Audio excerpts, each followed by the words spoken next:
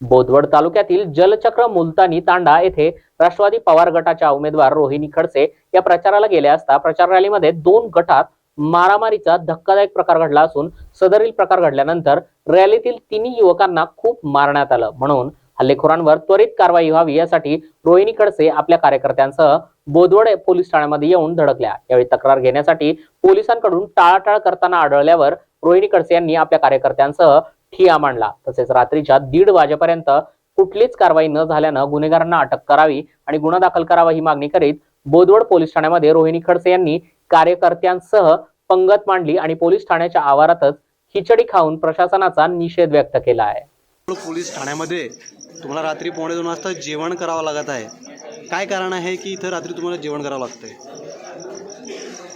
साधारण 9:30 पावणे 10 वाजता माझ्या काही कार्यकर्त्यांवरती त्यांना मारहाण करण्यात आली जलचक्र तांड्याला। मी माझ्या पदाधिकाऱ्यांच्या पाठीशी खंबीरपणे उभं राहण्याचं काम करते। तेव्हापासून त्यांना जी मारहाण झाली त्याच्यानंतर ते पोलीस स्टेशनला इथे तक्रार नोंदवायला आलेले आहेत। आमची नाहक एवढीच अपेक्षा आहे की ज्यांनी हल्ला केला किंवा ज्यांनी मारहाण केलेली आहे त्यांच्यावर कारवाई झाली पाहिजे, कारण आत्ताही या 4 दिवसात त्यांच्यावरती हल्ला मारहाण झाल्याची दुसरी घटना आहे।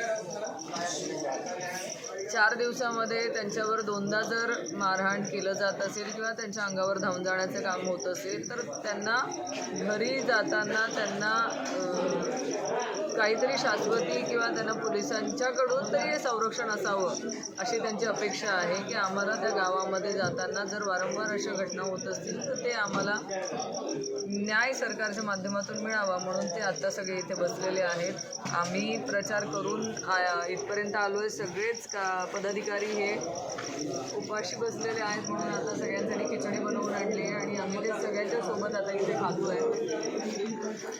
ताई, परंतु 10 ते 11 वाजे दरम्यानची घटना आहे आणि आता रात्रीचे 2 वाजता आहे। 2 वाजेपर्यंत तुम्ही इथे थांबलेला आहात, नेमकं केस दाखल केली जात नाही का? माझा एकच उद्देश आहे, माझ्या कार्यकर्त्याच्या आणि माझ्या पदाधिकाऱ्याच्या पाठीशी खंबीरपणे उभं राहण्याचं काम मी करते।